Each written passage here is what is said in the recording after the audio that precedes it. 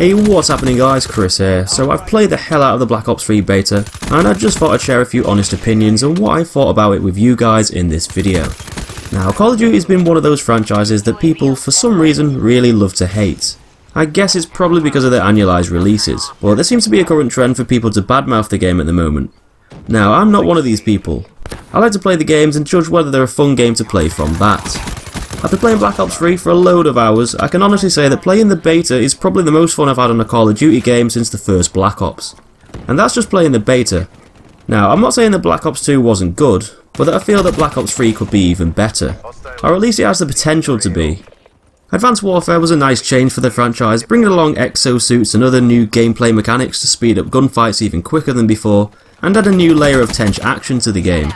Although this was a cool change from the past games, sometimes I found that the gunplay to be a bit too focused on trying to outmaneuver other players rather than relying on good old fashioned tactics and smart gameplay.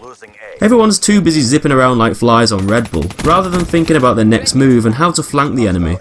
But Black Ops 3 sort of bridges the gap between older COD's gameplay and Advanced Warfare's. It still gives you a lot of speed and power, but doesn't just focus on that. Or it doesn't make you feel as though you have to rely on it all the time. Instead, it's more of a supplement to the already existing gameplay, which honestly is a good thing. Now if you're being shot at, you can't just dart out of the way, and you'll have to take on whoever's shooting at you in a good old fashioned gunfight, or outsmart them by using cover.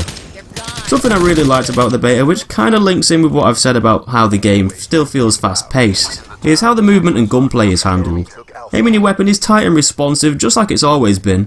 But instead of having to equip a load of perks like Lightweight or Marathon just so you can move faster, which takes up a bunch of loadout points, these are automatically given to everyone. The movement is faster and you can now run without tiring out.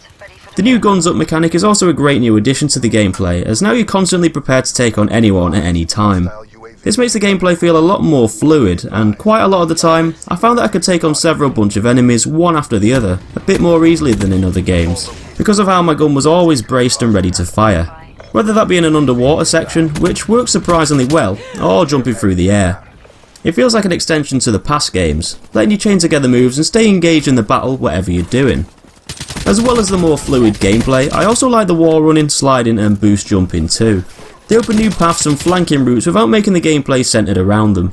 Rather than relying on these mechanics, they help with getting around the map quicker and surprise enemies from behind.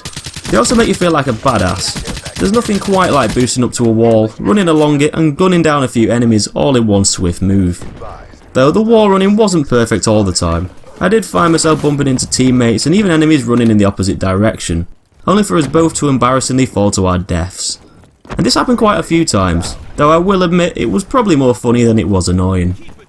Now, something that I was very skeptical about when I heard about it was the specialists and how they'd be implemented in the game. I actually think they do offer something new to the old formula, and although it sounds like everyone's going to be entitled to crazily overpowered weapons and abilities, it's actually quite balanced. You have the choice to pick a character you want to play as, and for that character you can choose between either a special weapon or ability to use. Now, this weapon or ability is only given to you a couple of times in the match, so it's not like everyone has access to them all the time. And most of the weapons do take a bit of skill to use. A lot of them might kill in one shot, but if you miss your shot and die, you'll have to wait for your meter to charge up again until you'll be able to use it again. And the abilities only last for a short while too. I do like the variety of these specialists, as it gives you something unique that other players won't be able to use in the match, plus it also gives the game a bit more character. It sort of reminds me of older games like GoldenEye, where players can pick existing characters to play as, rather than creating a random generic soldier. So far, the maps that I've played I've found were quite well structured. There's a lot of cover points and flanking positions, meaning you'll have to think more about how you navigate around the map, and it also keeps you on your toes at all times. Generally, the sightlines feel a bit shorter than in Advanced Warfare, and the overall layouts are much more on par with Black Ops 2. Now, as for the loadouts, something new that I welcome with open arms is the way that weapons can now have up to 6 attachments at any given time. This will pretty much cost you all of your loadout points, but it's something that couldn't be done before, unless you build an ultimate gun however you want. Not only this, but I've also noticed that you can now combine pretty much any weapon attachment. So, for example, before you'd have to choose between a silencer or a long barrel, well now you can equip both if you want, or even fast mags with extended mags, so that you'll pretty much never get caught out with any bullets in your clip. These new changes in how the weapon attachments are handled could open up a ton of new combinations and let us create some really interesting classes. Now, the beta wasn't perfect. There was a few moments where I got killed a few seconds after spawning, or when an enemy missile would just take out an entire team near the beginning of a round. But apart from a couple of minor problems like these, I can safely say that my first impressions of the game are very good. I've always believed that Treyarch make the best COD games, without counting Modern Warfare. But from what I've played so far, my opinion still stands. I still enjoyed Advanced Warfare, Ghosts maybe not so much, but Black Ops 3 is definitely on the right track, and if the full game can give me that same level of enjoyment that I got from the beta, then I think it just might be one of the best ones yet. It's still got the same Call of Duty foundations we've all grown to know, but it's the subtle tweaks and additions to the gameplay mechanics that amp up the speed of the game, without making it feel cheap or tacky, but instead it actually adds something that's going to help us play. Anyway guys, these are just some of the opinions and thoughts and first impressions of what I've played so far. The full game's going to have a lot more maps, modes, weapons and all that sort of stuff, but from a gameplay perspective I can draw a conclusion that it does feel similar to older COD games, but at the same time it makes you feel like you have more control over what you want to do, and the speed at which you do it.